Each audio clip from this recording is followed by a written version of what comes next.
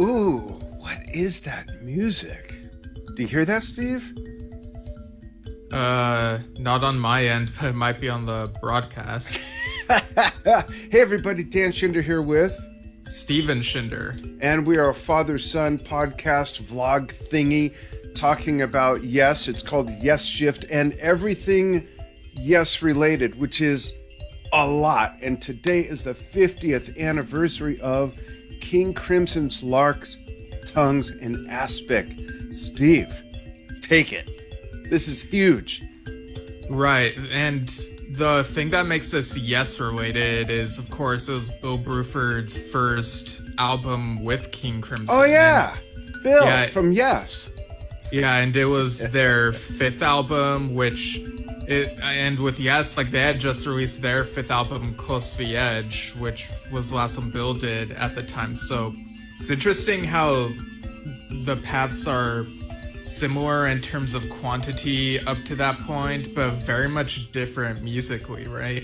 Oh yeah, definitely. But at the same time, somewhat similar because they're just so out there and adventurous, and it's almost impossible to put music out like that these days with a major label. In fact, I'd say it's impossible, but it gets out there. But I don't think anyone, man, I hate to say this, people are going to bag on me, but that's fine.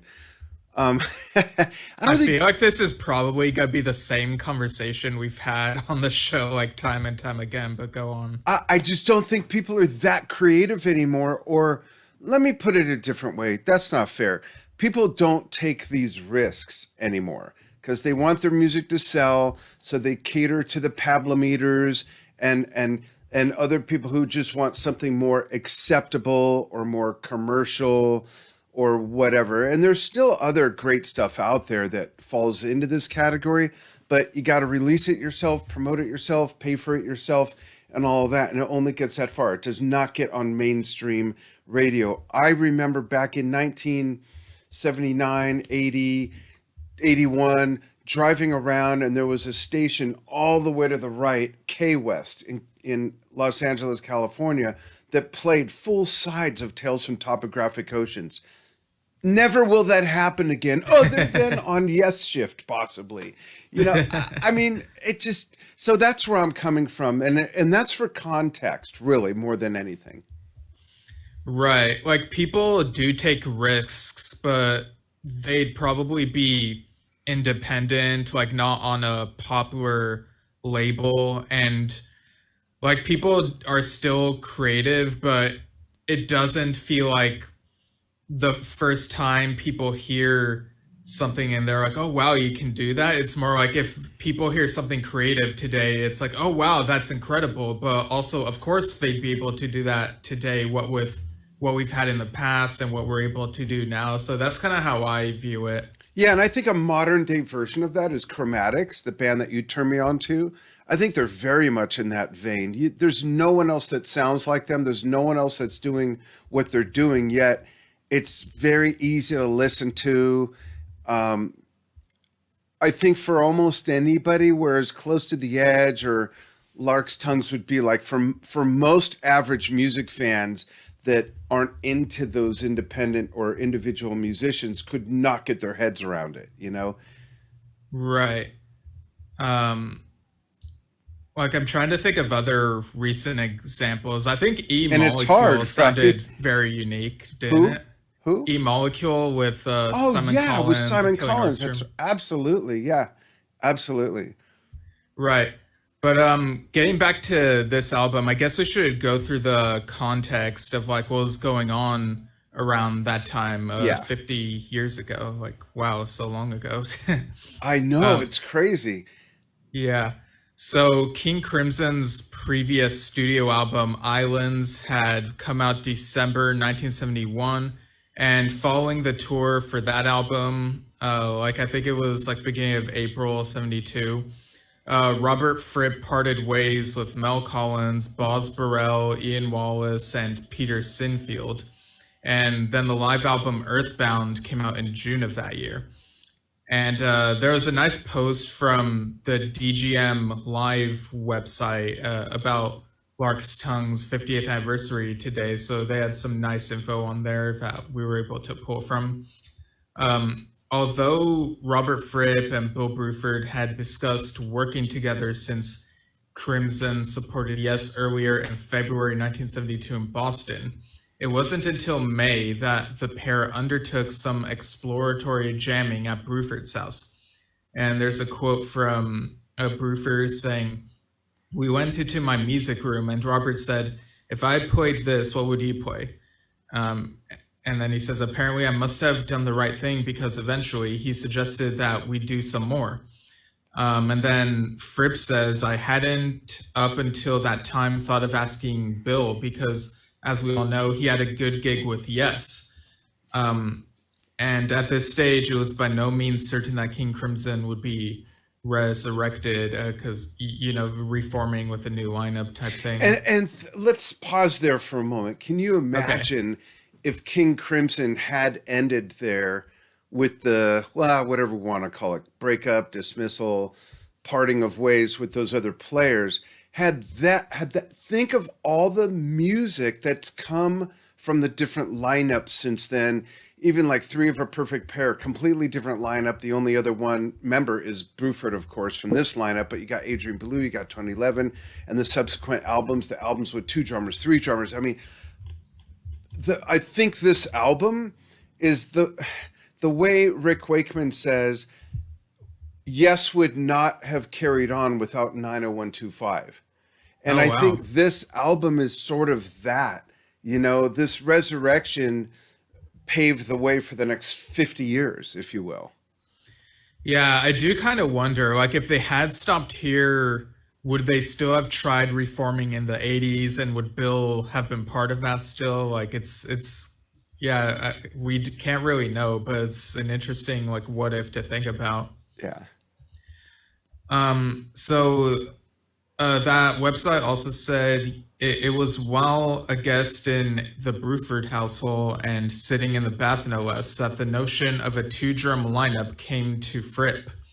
And Robert Fripp said, "I suddenly thought, well, Bill's a lovely drummer, but he's perhaps a little too straight for some things. Then I thought of this nut Jamie Yeah, because Muir." Close to the Edge is so teen pop music. It's Then right I there thought with of the Osmonds and the Partridge Family and Bay City Rollers.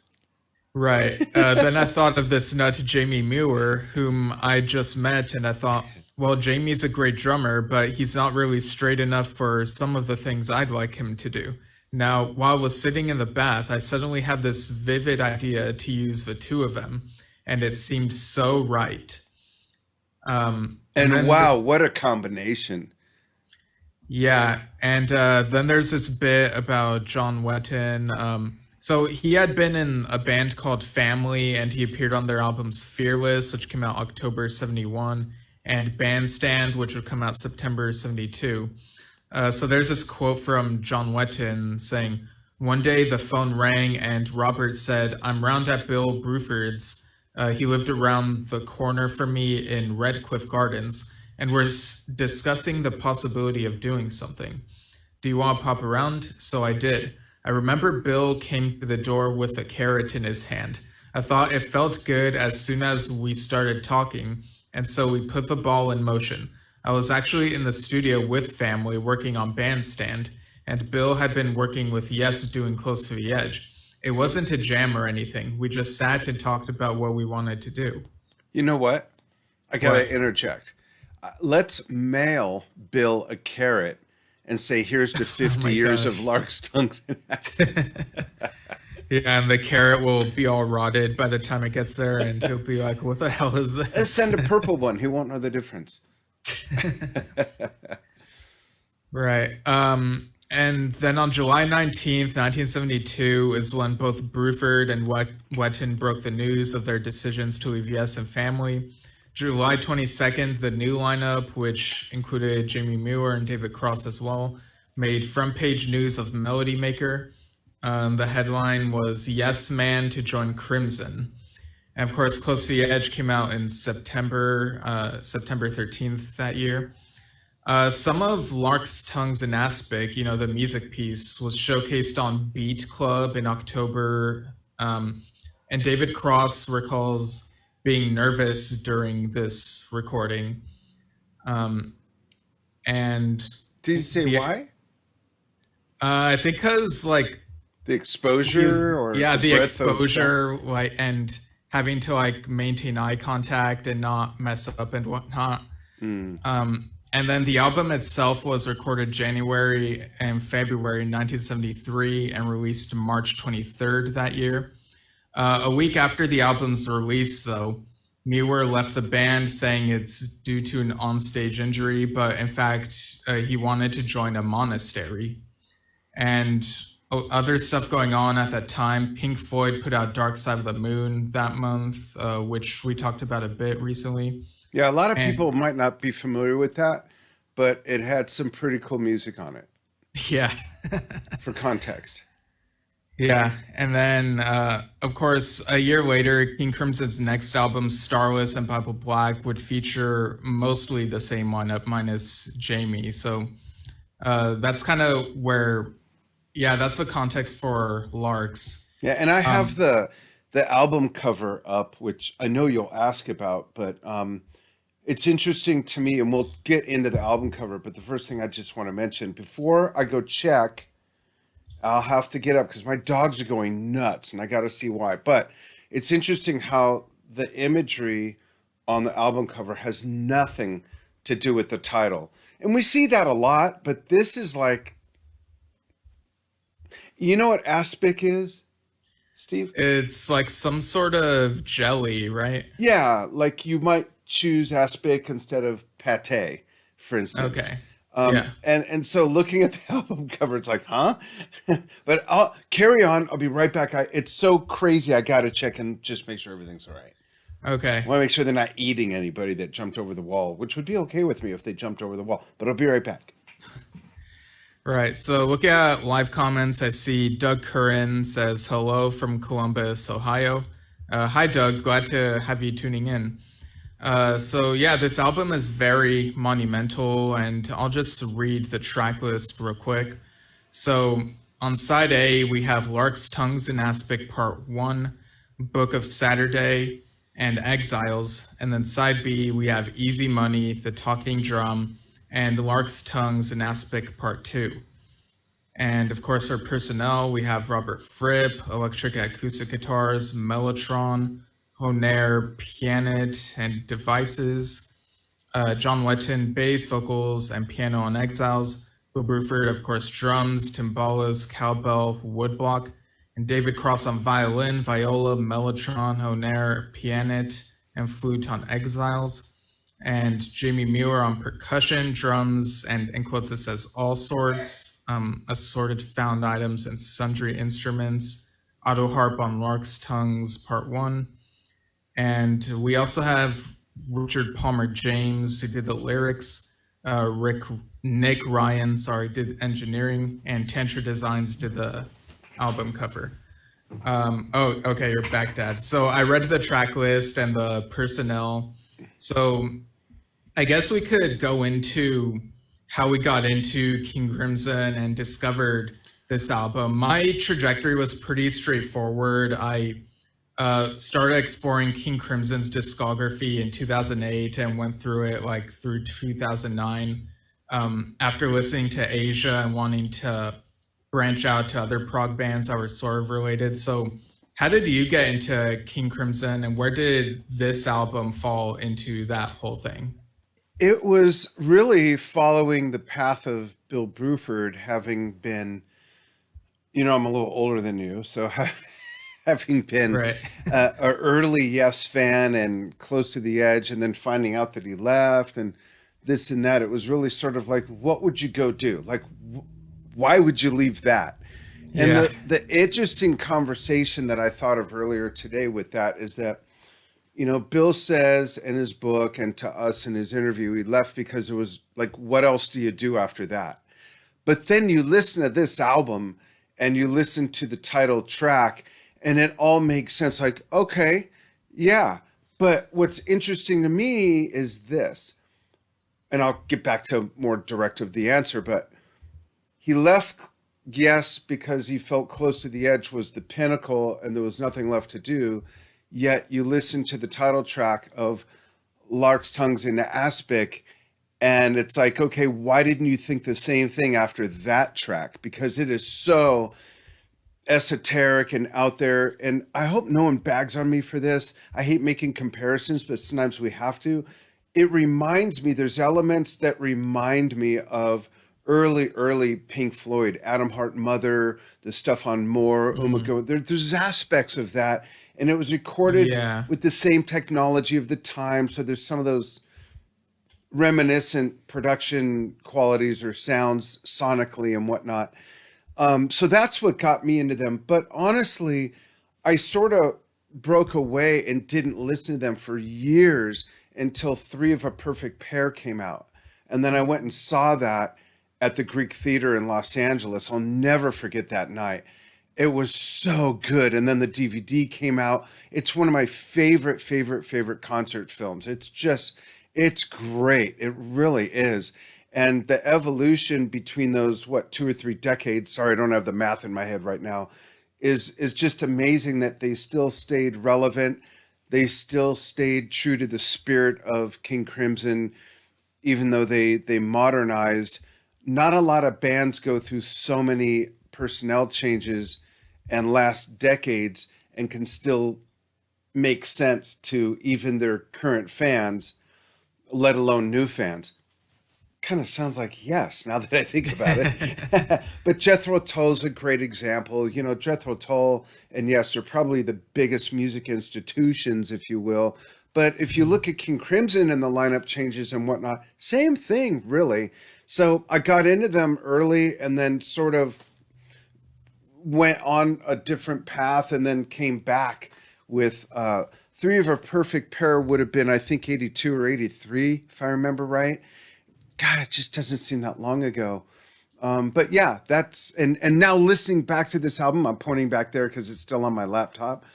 I have listened to it probably 8 times in the last 3 days. It's just Mm. great. It really is. Yeah, like when I started listening to King Crimson, it felt so different from other stuff. You know, you have a 21st century schizoid man, and You were like um, 14. yeah, I was around 14. And like a year before that, maybe less, I'd heard Asia's cover of "In the Court of the Crimson King." Is it a cover if John Wetton? Well, That's a that's a good weird thing. question. Like John Wetton was in the band, but he was not on that album. Like this was the first album Right? he Greg was Lake on. did it. Yeah, so like in the Court of the Crimson King, the song sounded kind of it sounded really good and romantic and really tame compared to some of this other Crimson stuff. But yeah, like King Crimson came across very avant-garde, and I was actually thinking about this earlier. How my first uh, recollection of hearing any King Crimson is on the Yes Years documentary.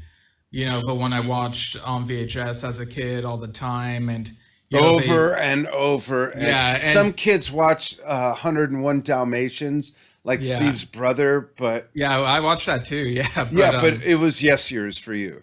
yeah, and you know they get to the part where they talk about Close to the Edge and then Bill's departure and leaving King for King Crimson, and then it cuts to um like John Wetton singing "Easy Money," and I, as a kid, I always thought that sounded really abrupt and kind of random. But like years later, I'd understand the context better, and like, oh, okay, so he's talking about this band that he joined, and they're showing a clip from that, and that clip, I believe, is from like a June 1973 performance, which can be found up on YouTube, I think. Yeah, I think it was a Yeah. European television thing, something like that. Yeah. It might have been in New York now that I'm looking Oh, into really? it, but Oh, yeah, but maybe it was broadcast in Europe, I don't know, but yeah, it always seemed kind of random like that, and Silly Woman from Ramshackled seemed out oh of place in yeah, that documentary to me. yeah. Yeah, it's fascinating that that was my first ever like memory of King Crimson. It's That's like that funny that very it brief stuck with you like snippet. that too. Yeah. Um, so with this album, like, what are some of the standout moments for you? Like, what's your overall impression with the direction they took here? Excuse me. Looking at this photo, I was thinking about this earlier. When you look at this photo of the members, and you look at the gear, it it just the artistic license that they not only had back then, but they took is really what resonates with me. When I think of this and Close to the Edge, Tales from Topographic Oceans, um, Passion Play by Jethro Tull, stuff Pink Floyd did in the early days, ELP. I don't think any of that's ever going to happen again, where you could just do whatever. And when we were getting ready for the show, I was looking at, let me see if it comes up again. I was looking at TikTok, and this video came up of Frank Zappa talking about, and now I can't find it, it disappeared. Frank Zappa talking about some music came out in the 60s and some of that music got released. And the difference was that there were no boundaries. I'm paraphrasing, but there were no boundaries. People did what they wanted.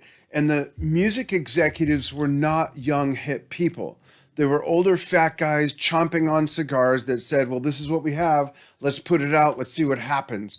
They were risk takers. They were business people in that regard with the entrepreneurial spirit to take risks. And nowadays it's run by, and he goes on and on. He says, we really need those people back. And I Mm. think that speaks to this music that we're talking about. And to answer your question, that standout moment is just that free license to just be creative, record it, and get it out. No one's going to like everything. Okay. Anja and I, between the two of us, have 11 kids and 19 grandkids. And I've learned, even with just the four of mine, you can't please everybody with the same thing. So music's the same way. I don't think there are people that do record stuff to please as many people as possible, but I think the pleasing starts here. And bands and the music I just mentioned, that's what that was for. They weren't trying to please the populace. This is what they did, and this is what they put out. End of story. So that's what really stands out. But songs that I really dig, the title track, of course, Exiles, Easy Money, of course, to me is maybe the most commercial type Yeah. song, right? Yeah, And it then came out around the same time as Money by Pink Floyd. yeah, and then of course he re-recorded or recorded a song later on the second UK album called Danger Money. Yeah, I was thinking about that. Yeah, which is a great song, I think. And then part two is great, the instrumental. So it's been great revisiting this. It has. That's one of my favorite things about our show is we either discover new music or rediscover old music that I haven't listened to for literally decades. I'm old Yeah. enough to be able to say that. Yeah, and you mentioned the bit about releasing music that pleases people, and I get kind of want to get to this question that we had, which was, what kind of music listener would you recommend this to? The first thing that comes to my mind is someone with an open mind. Someone with an open mind. And to me, that's not someone that quote listens to everything. Because when I ask people, oh, so what kind of music are you into? Oh, I listen to everything. 99.732% of the time, when I've done the math, those people don't even know what everything is. They don't know what this is. They don't know what Max Roach, the drums also waltzed. They don't know who Buddy Rich is. They don't. So it's really someone with an open mind or someone that takes acid and or mushrooms. What about you? And what are some of your standout aspects of the album? Right. So first, I'll address the listener thing. So I agree that it's not for, some people can be very wanting to explore when it comes to new music, but I don't think I would show them this right away unless they were already into avant-garde stuff. I feel like stuff by Yes is a bit more accessible compared to this. Yep. If they're already a King Crimson fan, then yeah, they could probably get into this Oh right yeah. away. Yeah. And I'll just read a few comments real quick before. Okay, and I just want to mention something you just said that I forgot to mention. When you said avant-garde, this album was right there with the early Pink Floyd stuff I was talking about, and that's what I meant to get to. This was almost the Yeah. birth of avant-garde popular music, if that's even a term or a universe, if you will. It's they could have toured together, and for all I know, they had. I don't know, but when I think of early Pink Floyd and the petri dish Vaseline projections and all the weird sound effects and things like that, and this King Crimson album and that era, they're all in the same bag to me. Yeah, like you mentioned, Adam Hart Mother, and that one is like its own world. Like, Yeah, and More was a yeah, soundtrack to a movie that they did. yeah, That might have been the first popular band that did a soundtrack to a movie, if you think about it. yeah. It's the earliest one I can think of at the moment. Yeah. Hmm. So Andrew Boyle said, "Hello, great show, timeless, excellent record." Doug Curran says, "Back in those days, many stations played entire albums, mostly at night, say 10, 11, or 12 That's midnight. true. I heard Larks that way on the radio and it blew me away, but I was a longtime fan of King Crimson since first hearing them on the radio in 1970. Their first album was a monster and will always be my favorite of theirs. As a Yes fan, I was bummed that Bill left, but very happy to hear him with Crimson. He was the perfect fit at the time." And then Andrew chimes in again saying, "Ha, Dan is so right. The 70s music industry people were risk takers. Let the artists do what they want. Today it's all about clothes, looks, and auto-tune singing." If I may interject, and thank you, Andrew. The funny thing is they didn't. I'm guessing because I didn't see themselves as risk takers. They just did what they did, and back then it was more. There was more latitude for it. So it's interesting that in hindsight, it absolutely looks like risk taking. But back then, I don't know if they had that perspective. Like, let's put this out and see what happens. It's just what they did. One of my favorite Right. albums ever is A Passion Play. And you could never put that out today. Never. You couldn't do it. Right. Well, at least not on like popular stations today. Right, but even if you put it out today, I don't think anyone born after 1970 something would even get their head around it. Because if they were born in 1970, they'd have to be 85 before they were 15. And even by then, it would be antiquated by the standards of 1985 music, if that makes sense. Think of what was happening in 1980. Well, not that you were there, but you know the timeline of music. So, Andrew, I think that's an interesting, almost a whole show of a conversation, if you will, examining the music of the 60s and 70s. Right. But as far as my favorite tracks, the title tracks definitely stand out. And those, I mean, for a casual listener, I think people expect the first track to at least have vocals on it right away. But on the first track, like, you don't really hear any voices until like the very end. So that in itself feels like kind of a risk to me.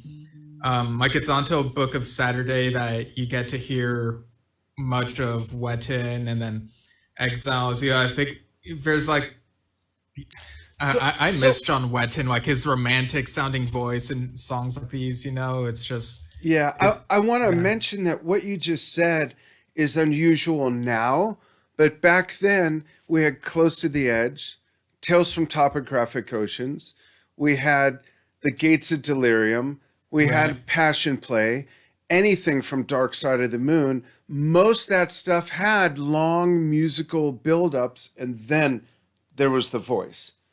So if you think about it, it was right there with the template of the times. Yeah. But I feel like here there's longer durations of instrumental stuff. So it's almost like the vocals are intermittent. Yeah.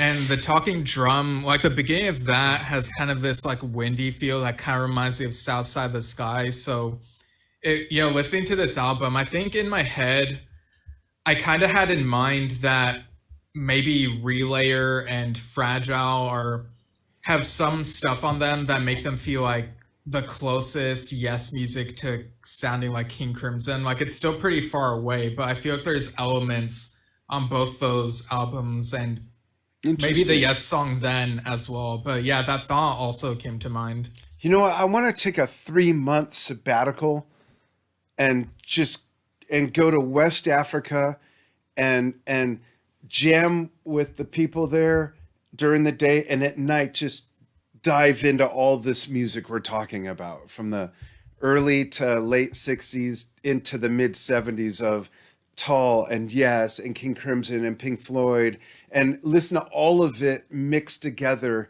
and not be bothered with any business or anything else, because I think that it's like sitting in a pool of water. All you feel is the water, as opposed to once in a while at night putting a record on, or you know what I mean, and you're being misted with some moisture as opposed to just immersing in it. I just want to do that so badly. Yeah, I totally get what you mean. Because your senses are more open. Yeah, your senses are more open to take it all in, rather than dealing about, oh, I got to get on this Zoom call, I got a phone call, got to pay this bill, what about this that's happening with the business? Those are such distractions that if we could go back to like when I was a kid and in high school or junior high, and all I had to worry about was pretty much school and schoolwork, some stuff around the house, and being a musician, I just put on albums and listen to them over and over and over and let it just marinate in that music. Yeah. And this is one of those albums that, I'm listening to it as a few days away from being 60 years old with 2 busy businesses and all these big projects, and kind of trying to take it in with this cellular wall around me of all that other shit. Good shit, but I'd much rather just take a vacay and just put this stuff on and just soak it in like an anemone eating, whatever they eat or whatever. You know what I mean, right? Yeah, I get what you mean.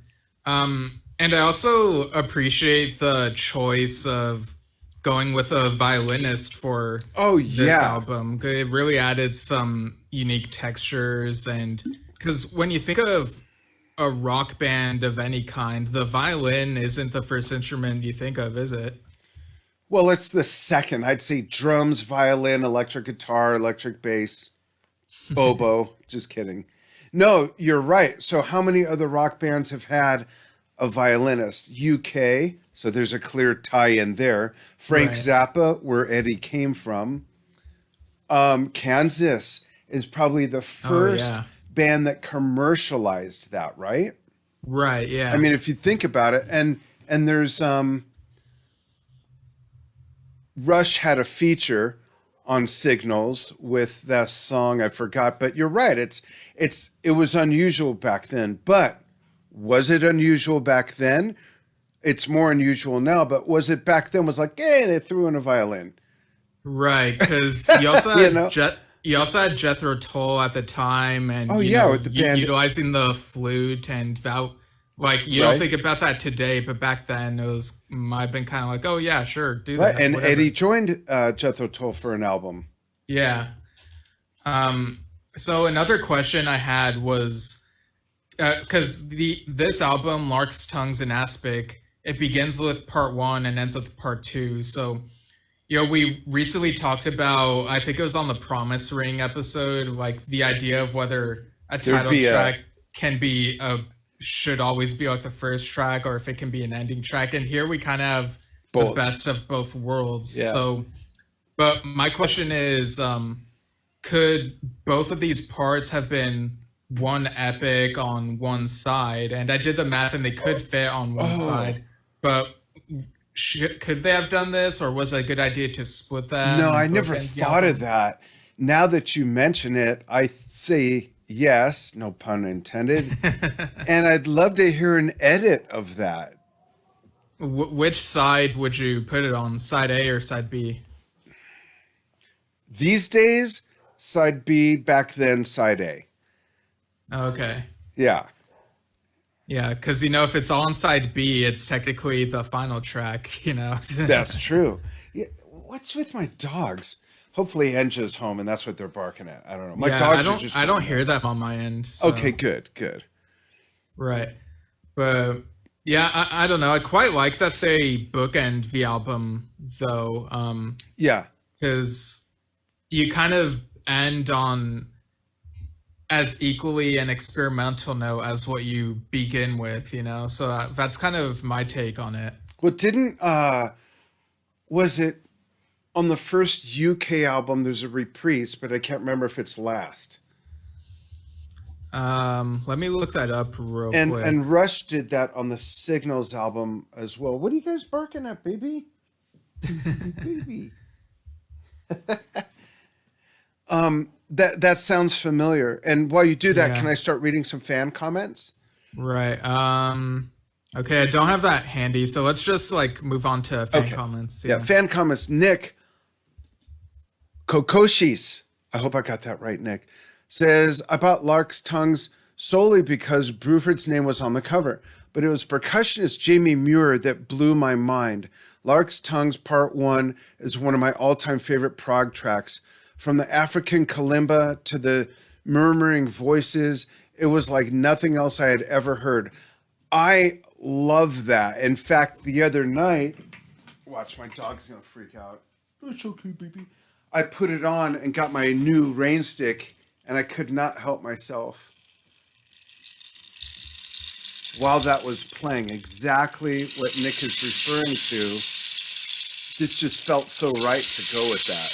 I just dig that. But yeah, the atmospheric textures of that was probably never done before in popular music, like he says, with the kalimba and some of those other things. Just so creative. So I dig that. Love it. And Steve Major says, the best lineup. That's subjective, but cool. Tony Jefferson, our friend, says, one of my all-time favorite Crimson albums, Jamie Muir had a profound influence on Bill and the way he played, especially after Jamie left the band. The kalimba intro was intriguing to me because Earth, Wind, and Fire started using the kalimba in their music a few years earlier, and they were already one of my favorite groups. Very cool take. Yeah, and I'll read a few recent live comments before moving on to the next one. So, Okay. Doug Curran, I believe this was in reference to our discussion of bands with violinists. He mentioned Curve Air and Kansas and said, check out the band It's a Beautiful Day for some great violin. And Andrew Boyle said, I think Wetton and Bruford wanted Jobson to have that violin in UK. So, yeah. So this next comment, Andrew again says, was epic, genius of Fripp, the prog scene was explosive, King Crimson had a few winners, a prog masterpiece, maybe better than Red. And then David almost says, one of my top 10 albums and definitely a great headphone album. Yeah, I haven't done that yet. I gotta do that. Yeah, remember many evenings listening to this album. Kevin Ward says, I remember the opening track terrifying my dad when he happened to be coming into my room right when the heavy part kicks in. So, of course, I loved it. Yeah, I kind of want to comment on that. So, listening to this album, I can definitely see how it could be terrifying to someone. And I did listen to this on headphones, and it was on the penultimate track, I believe. What was it? The talking drum. I think that one ended on like kind of a loud sounding note that was kind of scary. So like if you have the volume up, it'll kind of like you know what it was for me as a kid. So I was like 8, I think, when Led Zeppelin 3 came out, and the last track, Hats Off to Roy Harper, the beginning of that scared the crap out of me. It just, with all the echoing and the way, that was just spooky. And I think I have something in my cellular makeup now, because if I accidentally hear that, I'm like, ah. Yeah, I think there are some spooky moments on the title tracks as well. But Yeah, that's why I might be a little bit hesitant to play this to a casual music listener. Like Oh, they'd have to listen to a few other things before pushing them into the deep end, you know? totally. Deep End is right. I think it could be traumatic. So folks, for those of you who don't know, I live in a small, they call it a city because it's incorporated. My wife and I, it's hard to say city. We live in a small town in the mountains east of Phoenix. And there's 7,200 people here. And almost every place you go into, it's the same music, and it's country music. If I were to walk in with a boombox on my shoulder playing this or any of the things we've mentioned, it's like the town would scatter like turning on the lights with cockroaches on the floor. It'd be like we'd have the whole place to ourselves or they'd run us out of town. Right. It'd be like devil music or so. Yeah, who I was knows? just about to say they'd say this is devil's music Yeah. type thing. Yeah. Yeah. Same with Gates of Delirium. You could get that Oh reaction my God. as well. Those scary moments, those freaked me out when I was a kid because 75, 76, I would have been 12, 13. And even at that mature age, during the battle scene, in the background, I was like, oh, what the fuck's going on there? Yeah. With headphones turned up loud. Right. So getting back to the fan comments, you all read Fred's there? Yeah, starting with Fred Beaulieu says, groundbreaking, not a bad track on the album, rocked my world. I'd be curious if these people are watching on the live or archive. I'd love to know for context people's ages when they comment, because I think that matters, don't you? Yeah, I think most of the people are like maybe around your generation. Yeah, most people your age are unaware of this, let alone would embrace it. So I'd love to know. But cool. Thanks, Fred. Chris Hunter says, easy money is pure crimson. That's a good take. Frank Dulce says, heard it for the first time in my friend's UCLA dorm room. I remember feeling spooked by it. I didn't understand. What were you on, I wonder? I didn't understand what I was hearing. The dissonance was truly frightening. Now it is one of my all-time faves. I freaking love that. That's great. Howard Collings says, my memories are that I wanted to see Yes live with Bruford and instead saw Bruford with King Crimson when they performed Larks Tongues and Aspic in its entirety. In its entirety? I can't even imagine. No one does that anymore unless it's Yes with the album series. But other than that, you just don't see that anymore. You certainly didn't see it with Tormato and Awaken. We'll leave that there. Birmingham Town Hall in the early 70s and Yes with White at Trentham Gardens where they performed Close to the Edge and Tales in their entirety. I have that bootleg with Roundabout as their encore. I have that. As the Lark Tongues album, I purchased it the moment it was released on vinyl and played it to death. I love that. That's cool. Yeah, so this album definitely has its fans. I did see one person say the first King Crimson album was kind of it for them, and they kind of weren't into what came after. And someone else said they tried listening to this album, but just would prefer listening to Yes and Gentle Giant. So it's not gonna I left work that for... Gentle Giant out of that whole conversation. Gentle Giant for sure. My favorite Gentle Giant album is the first, if it's the first Gentle Giant live album, and there's two great concerts online from the same tour, and then one a couple years later, 1978 or 80, but whole other discussions. But wow, how did I forget them? But I have a question for you. Sure. From your, this is sort of a generational thing, I think, or rather, generationally, we might get different answers. But from your exploration at ripe 28 years old through prog rock and everything, what effect do you think this album had on prog music from that time onward? Through the night, onward. Oh. I feel like, if anything, it may have influenced some lesser known bands to experiment, because I'm kind of hard pressed to think of like more popular bands at the time that got this out there, Yeah. And as the 70s got further, it was more like some would gravitate more toward punk in like the late 70s. So the birth of punk. Yeah. Yeah, so I kind of feel like if there were influences, it'd probably be like some underground thing, you know? Hmm. Interesting. Yeah, I think that this was right in line.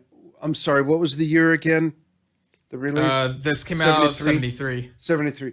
So right around that time, all that other music I mentioned, you got, like you said, Dark Side of the Moon. I think a Passion Play was. Yeah, Passion Play came out later that year, yeah. And the interesting thing is that Alan White joined Yes, did the Close to the Edge tour, and then for the first album, we're going to put the Bible to music, as John says. Yeah. And they do the double album. And then, if I remember correctly, Barrymore Barlow, I think Passion Play is his second album with Toll. So here's these drummers that join a band, Bill Bruford with Larks Tongues. That's a weird, interesting coincidence right there, I think. You know, Yeah. just to join something that ends up being so out there. Back then, most people, I think, the average music fan would have thought a drummer goes boom, ka, ba boom, boom, ka, boom, ka, ba boom. Not all this other weird stuff with a kalimba and the percussionist and the talking drum and the timpani drums and gongs and all the things that they were all those people I mentioned doing back then. Not to mention, of course, John Weathers with Channel Giant, who we've got to get on the show, by the way, Yeah. at least on Drum Talk TV.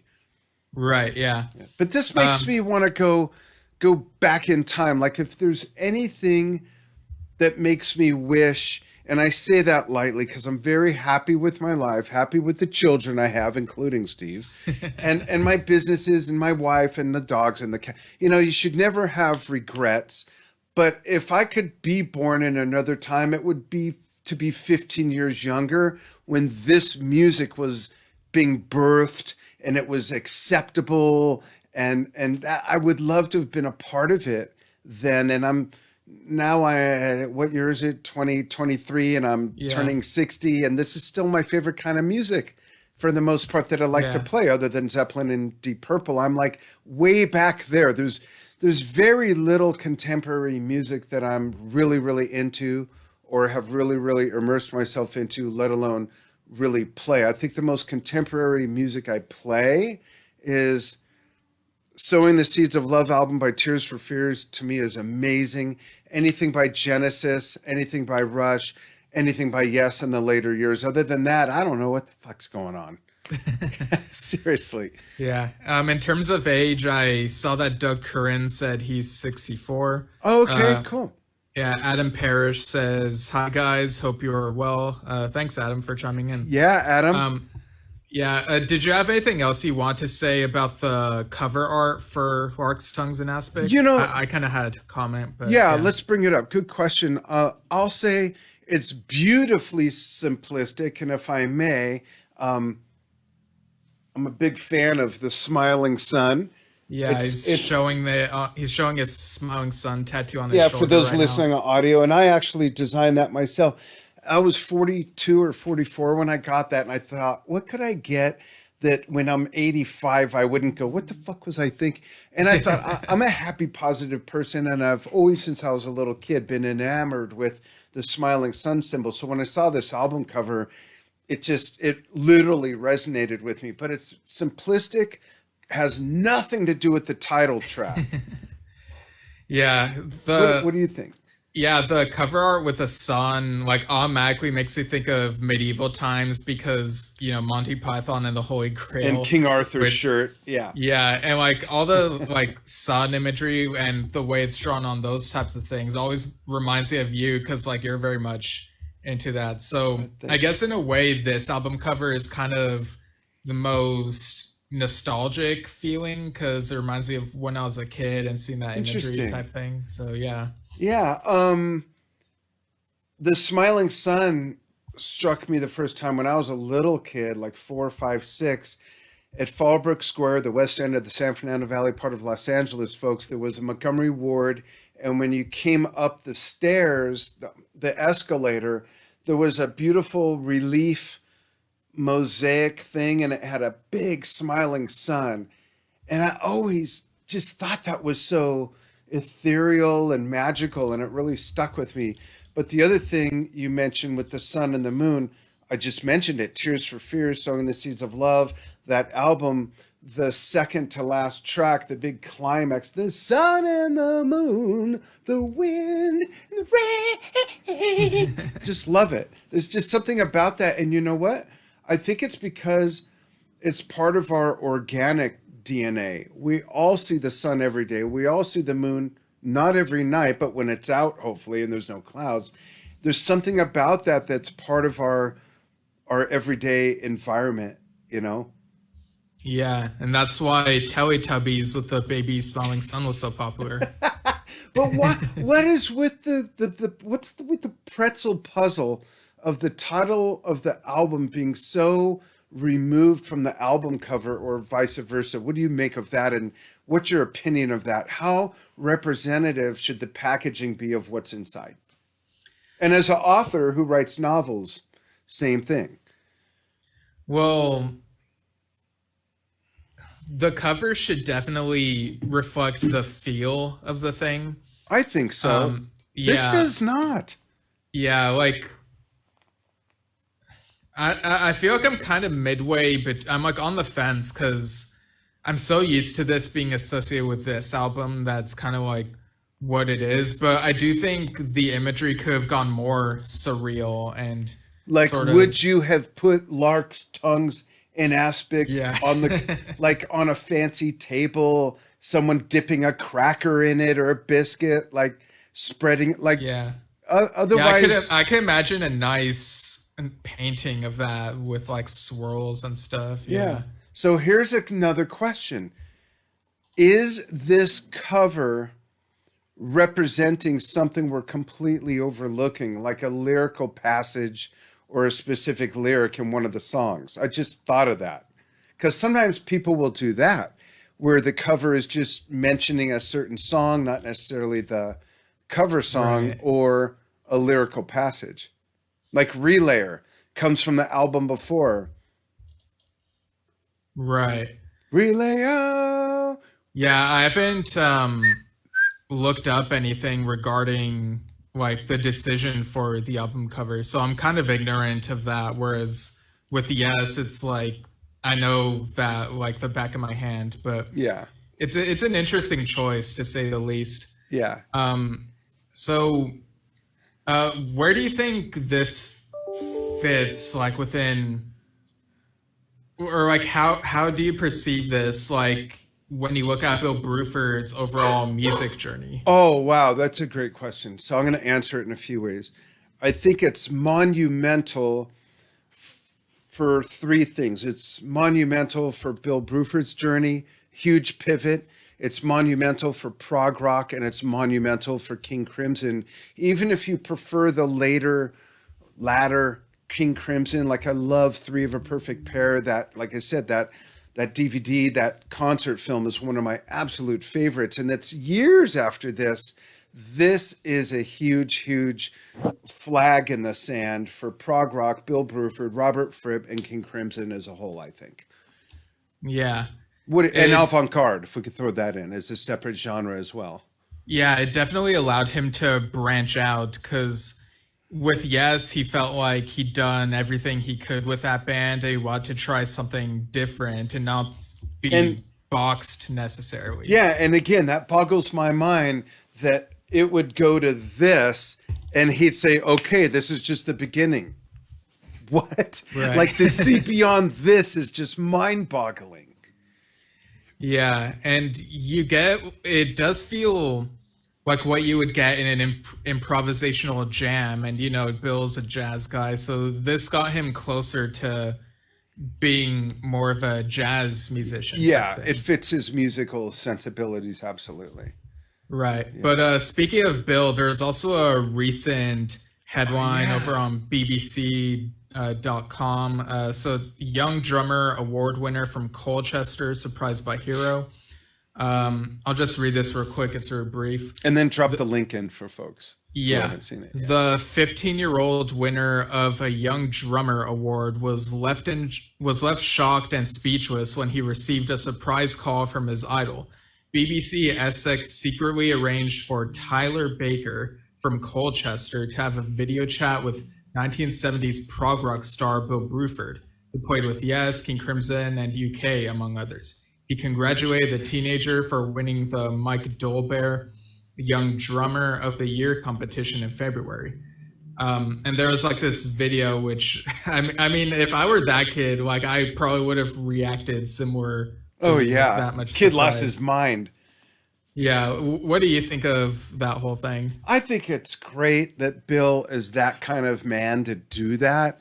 I mean, I can only imagine being 15 and being surprised by John Bonham or Phil Collins or Alan White or Bill Bruford or any of my big heroes that I was studying and emulating at the time. So it's got to be like if J.R.R. Tolkien was still alive and surprised you with a call, wouldn't you like lose Yeah. it? You know, there Yeah, wouldn't I be would. enough toilet paper to wipe up you shitting yourself. Oh my gosh.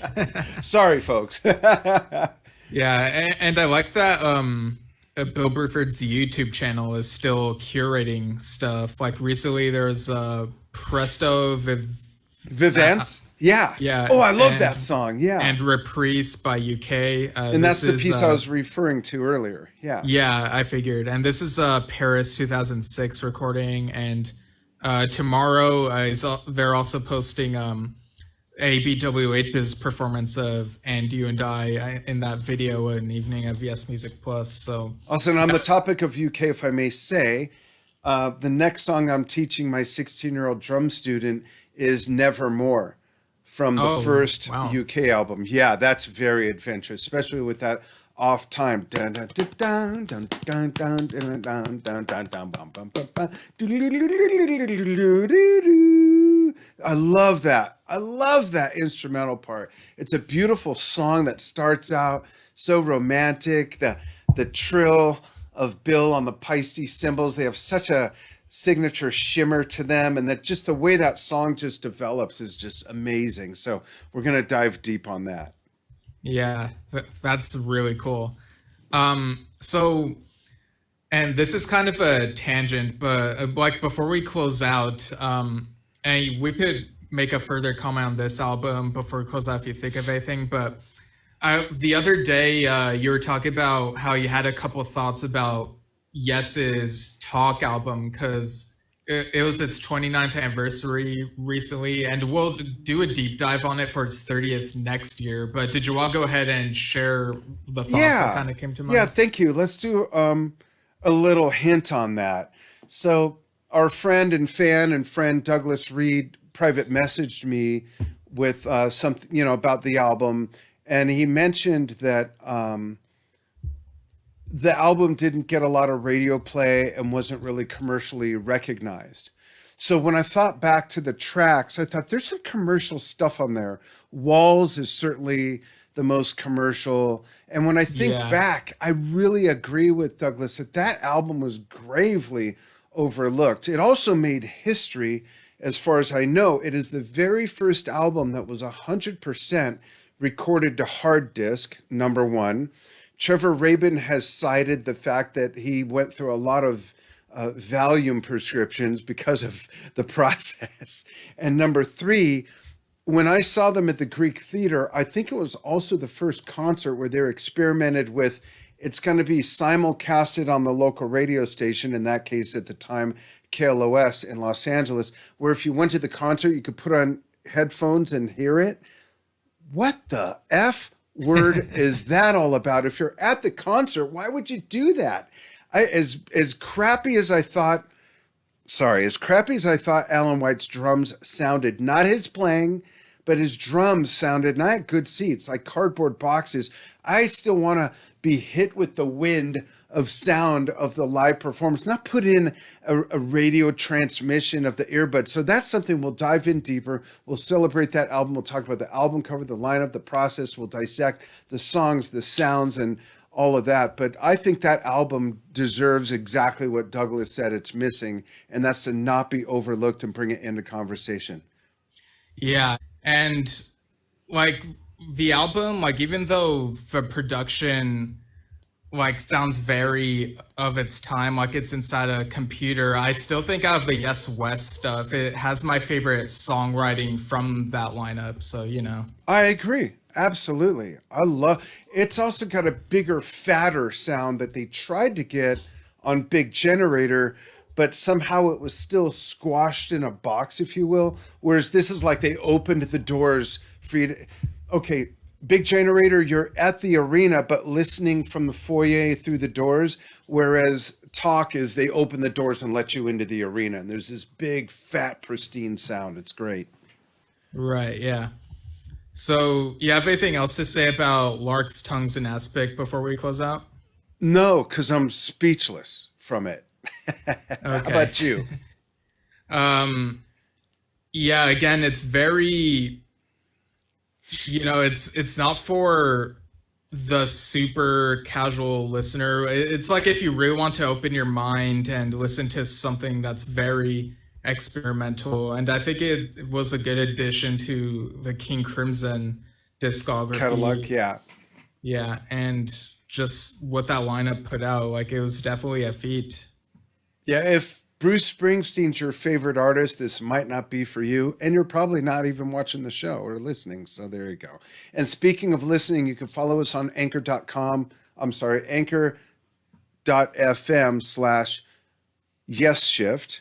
If you're an audio listener, you can follow us if you dare to see us on YouTube at youtube.com/@Yesshift, and on Facebook, where we are live as we're recording this, at facebook.com/Yesshift. And you can write us with suggestions, complaints, whatever you want, at yesshiftpodcast@gmail.com. And going back to Anchor, you can even donate if you want. Just saying. Right. Yeah. Thanks for following what we do, everybody. We'll be back when? So we're gonna see if we hear back about interview possibilities, but we're also putting something out next weekend. So just follow the Facebook page and we'll announce what it is and you'll be in the loop. Thanks, everybody. Loop-de-loop, loop-de-loop. Over and out.